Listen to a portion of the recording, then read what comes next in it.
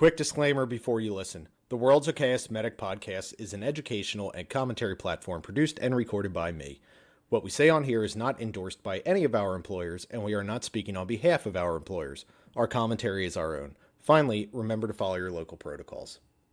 Are you ready? Buckle up, because I think this is going to be a long one. We have a lot to cover. I have 3 clinical-themed questions that came from you, the listener. But before I get into them, allow me a couple of minutes to double down on a stand that I took maybe a month, 2 months ago on the topic of active labor and how I believe that it is an ALS call and that the old mantra of childbirth is BLS is bullshit. Now, I have absolutely no clue how social media algorithms work. I am not one of these content creators who's really aware of how to hit the algorithm or maximize what I post in a manner that makes Meta's computers go crazy. There are some who do know this stuff, and they post things at very specific times. They use certain tags and they post videos at one time, pictures at another, and that is done in a way to maximize reach and how the algorithms blast it all out to you. And that's all too much for me. The fact that I'm able to record this and upload it to YouTube and Spotify is a feat in of itself. Anyway, the OB reel that I posted on May 12th seems to have been promoted upwards on the Instagram algorithm because it's all of a sudden getting a lot of traction. It got a lot of traction to start, but in the last few days, it's gotten a few thousand more views, and the comments continue to pile on. I'm not going to redo that entire episode today, but I will briefly refresh. Too much can go wrong when active labor is involved. Again, to be specific here, I'm talking about active labor. And by active labor, I mean full term or near term with frequent and strong contractions and maybe an urge to push. But I should mention that the lack of an urge to push doesn't really tell me a whole lot of anything because that urge to push can come on quite suddenly. But as they say, it's off to the races once that happens. So yeah, throw in urge to push there. Anyway, I'm talking about active labor. I'm not talking about Braxton Hicks contractions or the other type of BLS maternity call that you go to. Active labor. And many people agreed with me. Many people liked the reel. There are many, though, who did not agree with me and vehemently disagreed with me. And they provided the usual and tired argument of women have been having babies for thousands of years without a paramedic attending to them.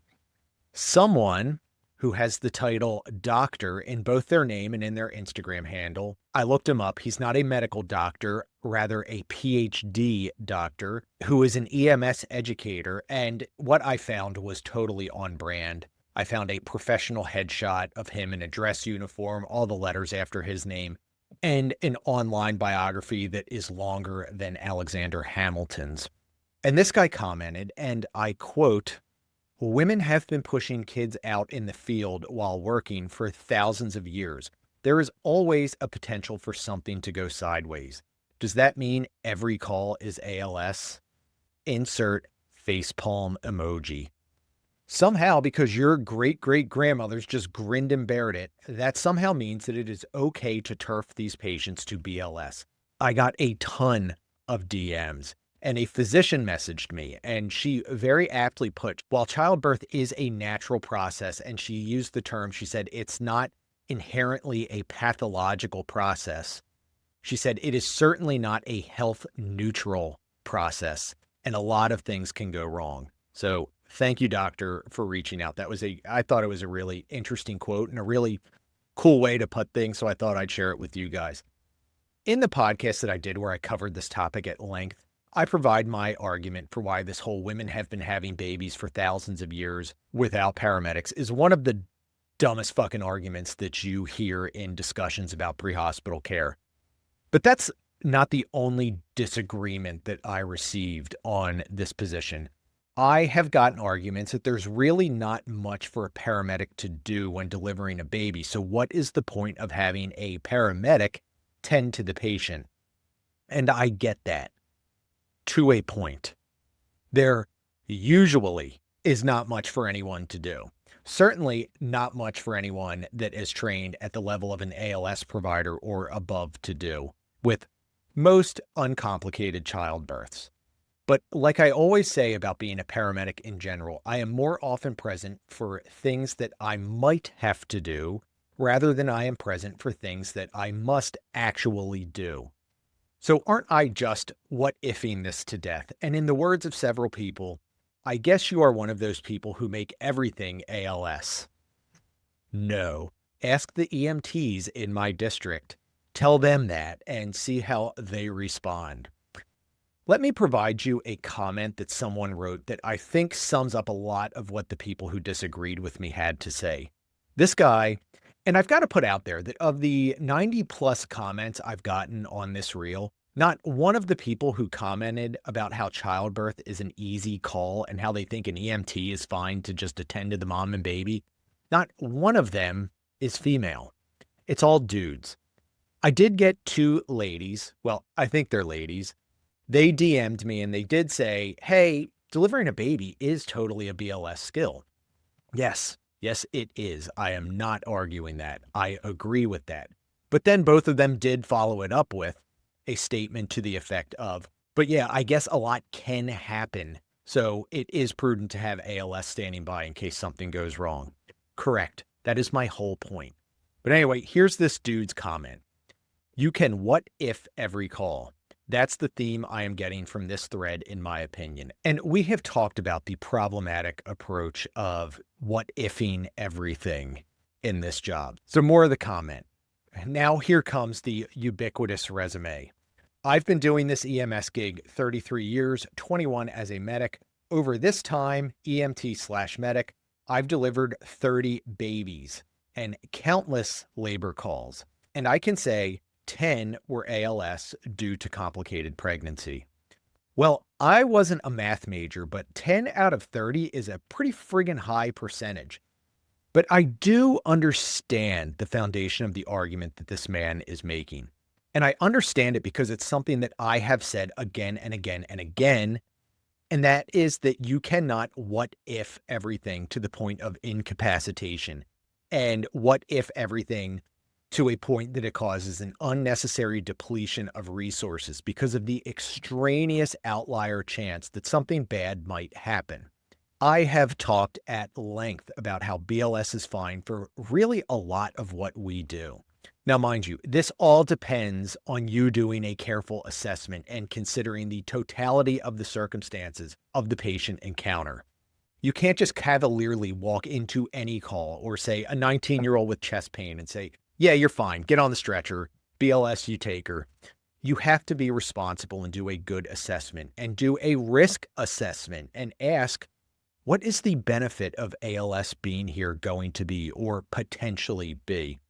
So I do not make every call ALS, and I think there are plenty of low-risk patients that are completely appropriate to transfer to BLS for transport to the hospital. And personally, as you know, I do not think that this applies to patients who are in active labor. Even if the lady delivers the baby, chances are that you aren't going to have to do any paramedic stuff. That's a fact. Citation in the show notes, but there was a study of 8,614 out-of-hospital deliveries. They weren't necessarily all pre-hospital. It included home births, unexpected births in the car on the side of the road. Pre-hospital, paramedic, EMS births were included in there. Of the population, 8,614, a sizable amount of deliveries had either complications with the mom and or baby. 1,712 of them. That is around 20%. Now, if you go on and you read the article, you will see that of that population of 8,614 deliveries, 3,515 were performed or attended to by EMS. And of that subgroup, only 2% had complications. Thank God. So, 2%. There you go, Mike. You just ruined your own argument. Pause. So let's think about this, and let's not just take that 2% and turn it into a pithy soundbite. The data from that article provides that when there is a delivery out of hospital, there is a 2 to 20% chance that something bad is going to happen. It could be something just a little bit bad, like maybe the baby needs some simple stimulation, or it could be something horrible where the baby needs to be resuscitated and the mom is in crashing hemorrhagic shock while you're trying to resuscitate that baby. But for me, upwards of 20% are not odds that I am comfortable with. But you do you. If you want to turf a mom who is in active labor who has a 2 to 20% chance of experiencing a complication, either herself with the baby or both, you want to turf them over to an EMT who has 160 hours of training, period, have at it. Statistically, you are more likely than not going to be okay if you take that path. Be mindful, though, that OB is an extremely high stakes game. Ask an obstetrician what their malpractice insurance is. It is astronomically high. OB is by leaps and bounds the most litigious of medical specialties. When shit goes bad, it goes bad. Of the tens of thousands of calls that I have responded to at this point in my career, only a handful have been OB and neonate disasters. But those that were will forever stick out in my mind as absolute nightmares that I hope to never relive. Very high stakes game. When shit goes bad, it goes to hell in a handbasket. Let us also add in there that when it comes to stepping on your own dick career moves, throwing a pregnant woman and a baby into the mix of the scenario is what I would consider to be an exponent. You want to fuck up a call for some old man with chest pain or some 20-year-old with a femur fracture? Fine. Not fine, but you know what I mean. My point is that if you want to get the people who control you and the general public to react extremely badly to a decision that you made or to a call that didn't go well, add a pregnant woman and a baby to the mix. Going back to my experience as a 911 pre-hospital provider who has dealt with a couple of these OB and neonate shit shows, not one of those moms knew that it was going to be a disaster. It's not like we were operating in a high-risk OB unit and there was an OR down the hallway and there was an anesthesiologist and an OB attending waiting. Not one of those cases, not one of them, the mom or a family member said, yeah, we kind of predicted that I was going to go into hemorrhagic shock. Yeah, many pregnancies are high risk, but I've never had a crashing neonate where the family said, you know, we thought this might happen. There is simply just too much that can go wrong for me to be comfortable downgrading an active labor call to BLS. Now, let's talk about the other comment that I kept getting. Well, what is a paramedic going to do that an EMT can't do? At face value, valid. All right. I guess an EMT can help guide out a breech birth. An EMT can insert a hand into the vagina of a woman, a gloved hand, as they always specify, can insert a hand into the vagina of a woman experiencing a baby's head that is stuck, or to take pressure off of a prolapse cord. That is certainly true. Is an EMT going to give TXA when the mom begins heavily bleeding? Is the EMT going to be able to give blood products? If you are a service that carries blood products, you should be bringing them with you on active labor calls. If the baby needs to be resuscitated, is the EMT going to be able to deep suction meconium? Are they going to be able to intubate? Are they going to be able to establish venous or IO access? Now, it is very rare that you need to give resuscitation meds to a neonate, but is an EMT going to be able to give that dose of epi that is called for in that inverted NRP triangle? It's not like paramedics have all of this amazing OB-specific training that comes with this wide scope of practice. Hardly. But paramedics out there, you're better trained all around than EMTs by hundreds and hundreds of more hours to manage crashing, complex, complicated patients. Let's get out of the medicine realm and let's talk about priority one, self-preservation. If an OB call goes to hell in a handbasket, you can take it to the bank that there's going to be a lawsuit. There just is. Even if the family is perfectly nice, loving, understanding, and doesn't want to sue, they often have to because now they have hundreds of thousands of dollars in medical bills, a huge financial impact if the mom dies, or if the baby is now one of these high-tech special needs kids that needs a gazillion dollars worth of care, over the course of his or her lifespan? Do you want to be sitting in a deposition having some high power, scary, big gun medical malpractice attorney grilling you, asking you 10,000 questions, 10,000 different ways, why you thought it was a good idea to turn that patient in active labor over to someone with a level of training that pales in comparison to yours by at least 1,000 hours? What's your response going to be? Women have been having babies since caveman times without paramedics being there.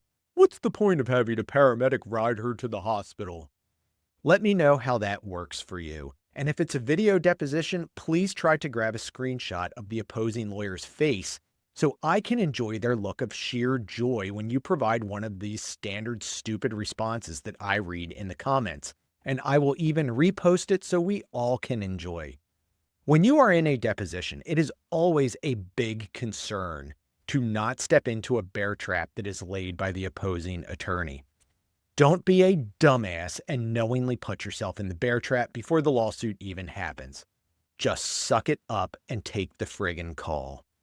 But again, this is just my opinion. And with that, let's get to your questions. So let's start with a little self-flattery. Question 1. How did you get so good at EKGs? Was there a specific turning point where reading the waves made more sense? I get by, but I am envious of your skills. Why, thank you. I actually am not an EKG wizard. If I had to describe my 12-lead EKG acumen, I would say that I am decently competent. There are EMS providers out there who know far more than I do about 12-lead EKGs. Now, some may be saying, didn't you write a book for paramedic students on 12-lead EKG interpretation? And yes, I did. But you're not a master. No, I'm not. When I was a paramedic student and I was learning 12-lead EKGs, I hammered down the 3 things that we all look for on EKGs: injury, ischemia, and infarct.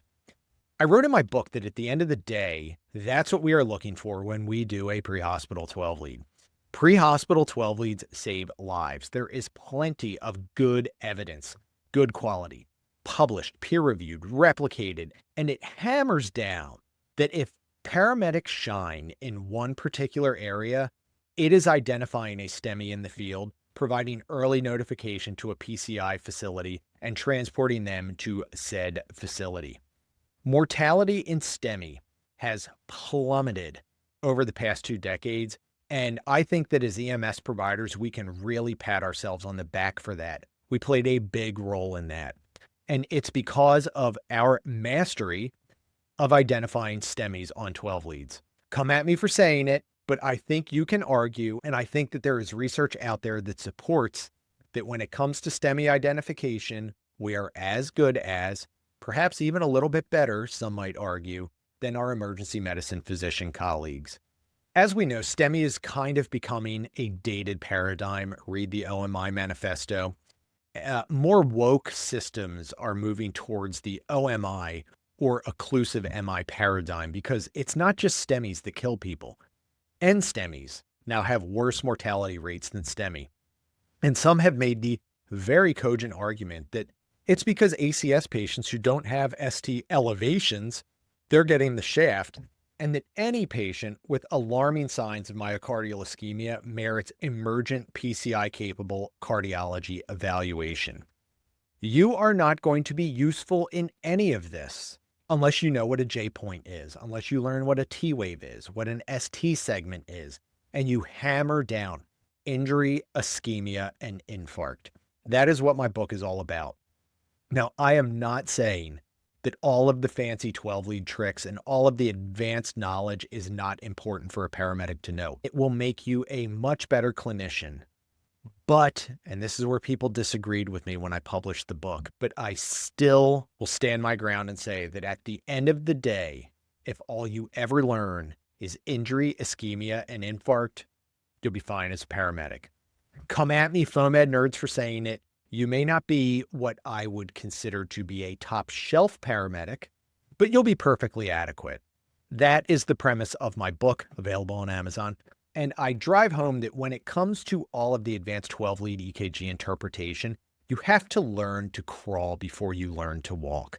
I see too many paramedic students who will do a 12 lead on a sweaty, pale chest pain patient, and they'll pay all this mind to the fact that there's left axis deviation, and they'll be like, oh, well, the QTC interval is this. But they will miss that the patient has 2 millimeters of ST depression in the lateral leads. Hammer down the basics. They're not that hard. I have tutored many a paramedic student who was struggling with 12 lead EKGs. And when I go over injury, ischemia, and infarct, and once you nail those, add in bundle branch blocks. I go over that stuff with them, and then they are baffled that it really could be that easy. Honestly, if you want to make things even easier for yourself, hammer down on the injury and the ischemia more than anything else. A Q wave just tells you clues about a past infarct, not necessarily an active problem. But I mean, please know what a Q wave is. So that's what I did. And you have to do it, do it, do it. I do 12 leads on a lot of patients. I do 12 leads on patients other paramedics might not do a 12 lead on because I don't want to miss anything. It takes a minute to do, and it's no extra cost to the patient. The more you do them, the more you interpret them, you're going to get better. You're going to learn what normal is. You're going to know what not normal is. You're going to look at an EKG and say, I know that's not normal, but I don't exactly know what I'm seeing. There are a lot of those EKGs that are somewhere in the middle. Like, I know that's not normal, but it's not a STEMI. It's not even necessarily ischemia. Well, those EKGs, print them out, save them. Ask the experts what they think. Ask the ER doc, ask your senior medics, ask your FTOs, ask an educator. Go on the blogs and look up the findings that you think that you see. Don't be afraid to search the internet using caveman terminology either. I mean, somebody came up with spiked helmet sign. That's not necessarily eloquent medical academia, I would say. I have typed into Google borderline ST changes with spiky point. You'd be surprised what you find because chances are that some other professional has had an EKG like that before and they've scratched their head looking for the answer to what the hell is that? Once you have the basics down pat, you can then start to add in new knowledge like Scarbosa, De Winter's pattern, Welland syndrome, Brugada patterns, hyperkalemia, QT stuff, all the things. But remember, you are going to be of no use if you don't know the basics. I've got a lot of years of 12 lead interpretation under my belt, and I've got a lot of education at this point. I would be lying to you if I told you that I was one of these Jedi Knights of EKGs. I got this question from this listener after I posted a 12 lead EKG last week that showed dagger Q waves. The patient was a 20-year-old male with syncope and malaise. I did a 12 lead EKG and it printed out with these deep, narrow, ugly Q waves in the inferior and lateral leads. And when they printed out, what did this flight medic critical care educator think to himself? I must have known the answer, right? My initial thought was, what the fuck are those?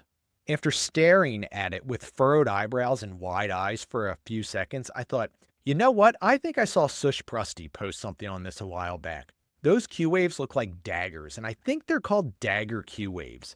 And my next move was right there sitting on the bench seat, getting my phone and typing dagger Q waves into Google, and voila, a very similar EKG popped up, and I found a post from Life in the Fast Lane about dagger Q waves and hypertrophic cardiomyopathy. Ding, ding, ding. The same thing happened last time I identified a STEMI equivalent based on De Winter's T waves. The EKG printed out, and I was like, I think those are De Winter's T waves, and I Googled it to refresh my memory. I once had a patient with syncope, and when the 12 lead printed out, I thought I saw an ST segment that looked like a Brugada pattern. I was like, whoa, look at me, syncope, Brugada, they go hand in hand. If I caught Brugada in the field, I am truly the best paramedic in the world, and this guy's going to get an AICD, and I saved his life. And I wanted to confirm before I started jumping up and down and screaming to the ER about, oh my God, I caught Brugada. And lo and behold, when I looked up Brugada, what I saw was not even remotely friggin' close to Brugada. I'm glad I searched to confirm. So yes, you can say that I am quite educated, but I am not a master. I have to refresh my memory. If something looks abnormal and it's not glaringly obvious, I have no problem hitting transmit, and I call the receiving ER doc and say, hey, not a STEMI, but looks ugly. Check your printer. Next question. What are your thoughts on choosing between rocuronium and succinylcholine for your patients? It seems like a never-ending debate with great arguments from both sides. Do you have a thought process you go down as far as which is acceptable to use? Is there a specific setting? How do you decide? Well, first things first, let me provide the necessary disclaimer that I am a paramedic. I am not a pharmacist. I am not an anesthesiologist. There are far, far smarter people out there who know more about pharmacology than I, and there are people out there who use these drugs multiple times a day, and they live and breathe this pharmacology. And here I am using these drugs like a handful of times a year.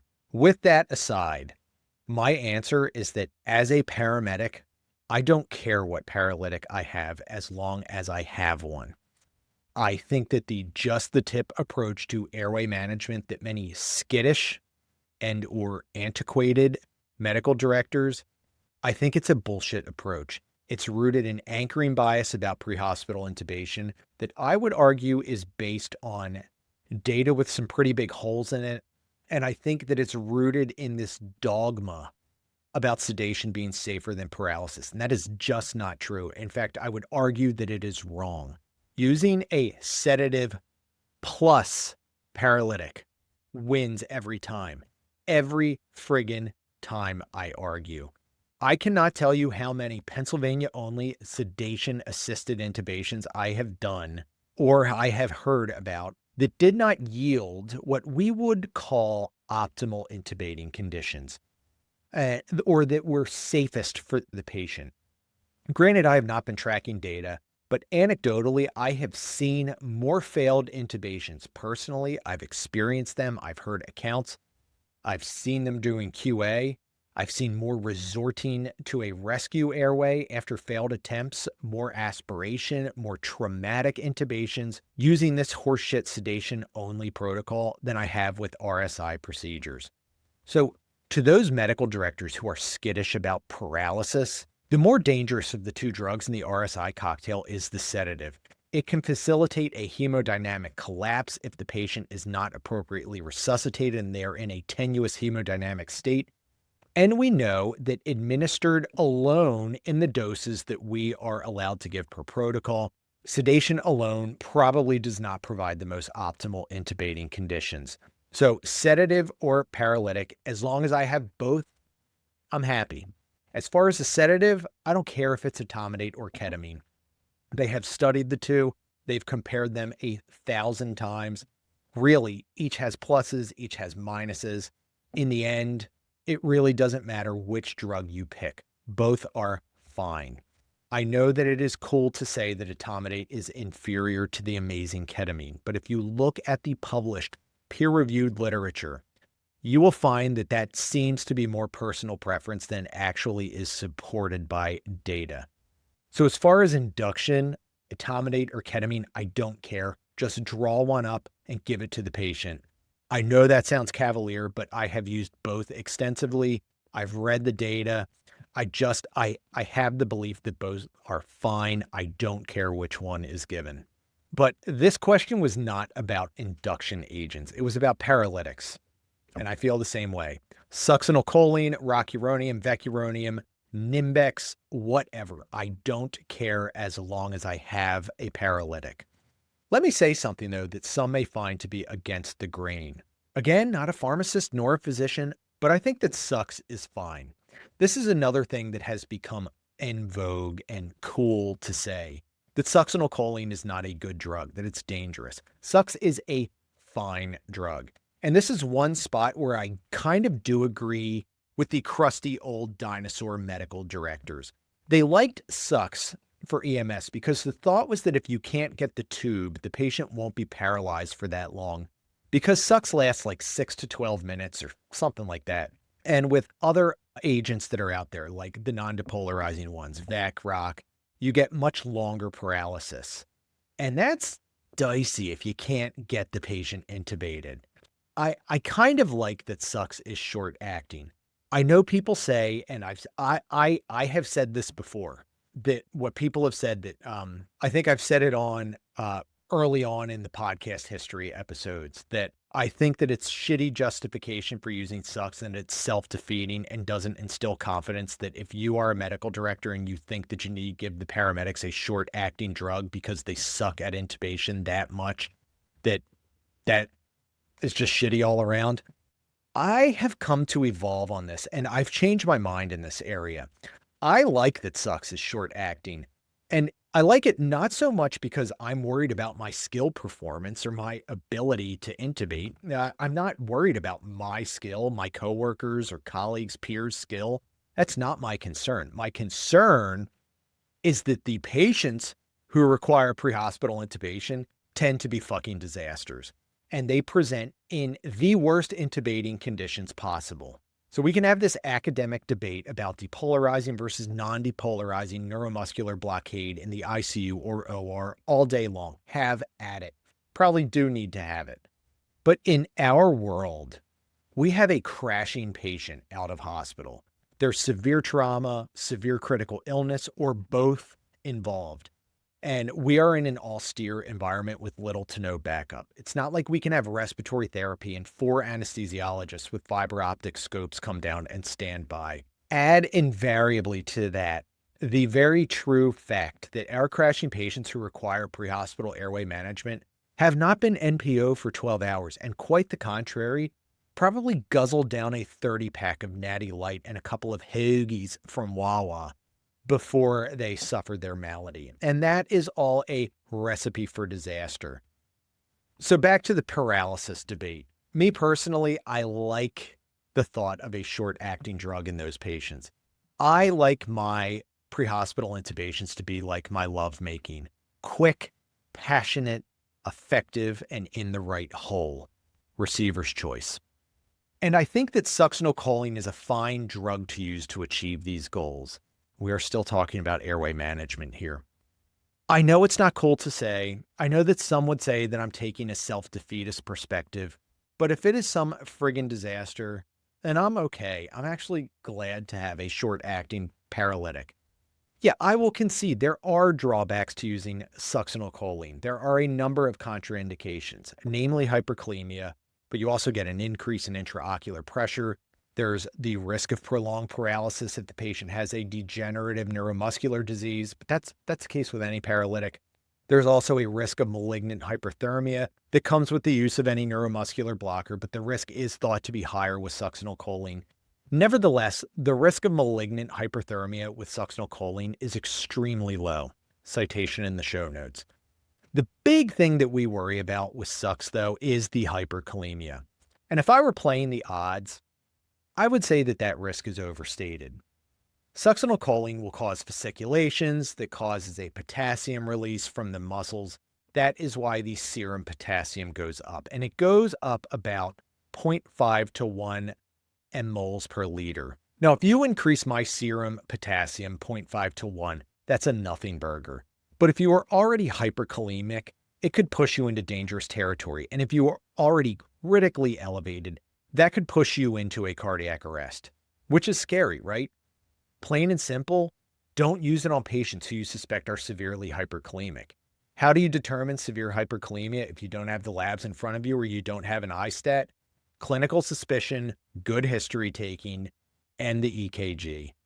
Basically, I'm saying don't give Sux to a dialysis patient who presents with a wide QRS, drop P waves, and or peaked T waves or a sine wave. I'm also not going to give it to a weak, altered mental status, old person who has a suspicious EKG and they're on a potassium-sparing diuretic. Now, do we encounter those patients? Certainly. How often do we have to employ a rapid sequence intubation on them? Not much. If I had to RSI one of those patients and I had my choice of neuromuscular blocker, then yeah, I'd certainly choose a non-Sux option. Is the incidence of these patients, though, and the risk of causing a fatal hyperkalemia enough to justify not carrying the Sux? I would argue no. But If my medical director doesn't want us to carry sucks and they gave her a longer acting, non-depolarizing neuromuscular blocker, I'm fine with that too. I just don't care as long as I have a paralytic. I guess that was a really long way of answering the question and saying that I think that sucks gets an unnecessary amount of hate and I'm good with any paralytic. And the third and final question comes from my friend Rafi. Does a call require ALS just because the patient has altered mental status? And of the lot, this is probably my favorite question. The short answer is no. In my opinion, just because someone has altered mental status does not automatically mean that they require an ALS level of care. Altered mental status is one of the buzzwords like chest pain or shortness of breath, where people turn their brains off and they go, oh, paramedics. So the easy justification for my answer is that people live with a baseline altered mental status every day. Does the demented old person with a baseline GCS of 10 need a paramedic? No. They do just fine at night unattended with an LPN down the hallway in the nursing home. But using that baseline everyday altered mental status person is low-hanging fruit and frankly a duh statement. To really answer this question the way I think it was intended when asked, I think you must ask a few questions. First and foremost, you must do a complete head-to-toe assessment, comprehensive assessment. An altered mental status assessment, AEIOU tips, and it includes all the things: physical exam, good history taking, what specific events led up to the change in mental status, and what is the timeline? Has this happened before? If so, what caused it? Do they have any underlying conditions that set off alarm bells for a potential cause? What's the blood sugar? Stroke scale. I often do a 12 lead on my undifferentiated altered mental status patients. So you have to ask those questions, and then you must ask, is the cause of the altered mental status something I think might be life-threatening? And if it is, duh, that's automatically ALS. Acute delirium is indeed a life-threatening emergency. But if it's not something that I suspect to be life-threatening and it's not acute delirium, then you must ask, how long is the transport time? And do I believe that there might be a palpable risk that the patient may deteriorate during the transport? That means asking yourself, what is the worst case scenario here? And is that likely an outlier? And don't make space age, what if, like a 90-year-old with a UTI. Well, they could have a VF arrest during the transport. Yeah, they could, but so could the person in front of you at the grocery store. And frankly, probably just as likely to happen statistically. So please keep in mind the caveat that this, again, all depends on doing a good assessment and not half-assing your assessment. But I don't think that a geriatric patient who has stable vital signs, normal shock index, a GCS of 12.5 to 14.8, who is febrile and has a history of UTIs, may smell like fish, and they have an HPI that is suspicious of a UTI, requires a paramedic to transport them to the hospital. I don't think that the otherwise stable and otherwise healthy person who took a hit playing ice hockey, they were wearing a helmet, all the gear, they now have some repetitive questioning, but they are otherwise fine. I don't think they necessarily need a paramedic to transport them to the hospital. Does the postictal patient with a history of seizures who had a witnessed single episode of self-limiting seizure activity and they are now trending better, but still a little bit confused, do they need ALS transport to the hospital? I say no. I actually downgraded one of those to BLS yesterday. Here's a controversial one that I've talked about before. Does the patient with signs of an acute large vessel occlusion need ALS transport to the hospital? I say no. And I think that awake large vessel occlusions can be BLS transports as long as they don't have airway compromise. I covered this in a very early podcast that I think that strokes can be BLS transports. It's not like OB where there is a very real potential for them to crash hard and precipitously. Typically an acute stroke, ischemic stroke, and you can tell the difference between an ischemic and a hemorrhagic stroke with pretty damn good accuracy. What they taught you in paramedic school is not totally correct. Once that occlusion happens and the damage is done, it's done. And they tend to be quite stable during transport. Now, stroke patients do statistically get worse. but not in the acute phase typically. They do sometimes get worse a couple of days later in the ICU. There's a lot of downstream complications. And initial stages, they typically do not need airway management. And if you read the literature, there is a tend to avoid airway management in patients who are undergoing thrombectomy because it is associated with worse outcomes and more complications. I think that an EMT is perfectly capable of identifying an LVO, providing early notification, and transporting them to an appropriate stroke center. And mobile stroke people, those nerds, are going to have a fucking cow when they hear me say that. What do you need a paramedic for? Oh, I'll tell you, because you hear it from nurses all the time in the comments section. It can save so much time if they already have an IV established. And that's another thing that I call bullshit on. We have 15,000 stroke centers in the greater Philadelphia area. I've been to almost all of them, multiple times. I can count on one hand the amount of times we have seamlessly taken a patient right to CAT scan. There is always a holdup with registration, or CT doesn't like the IV because it's not an 18. Also dogma, or it's in the forearm and not the AC. There is always something. I do not buy the argument that a pre-hospital IV is going to save anything more than a minute or two. Also, unless the hospital has Ray Charles and Helen Keller starting lines, it does not take long to throw in an IV. Anyway, rabbit hole, I think the BLS is fine for strokes. But as always, these are just my opinions. I'm not your medical director. I'm not your boss. I'm not your policymaker. I'm not your educator. I'm also not saying that I am right. I am often wrong about stuff, and I have changed my mind about things in the past. So a fair bit of rambling, but to answer this question, no. I do not think that just because the words altered mental status were invoked, that the call should automatically be upgraded to ALS.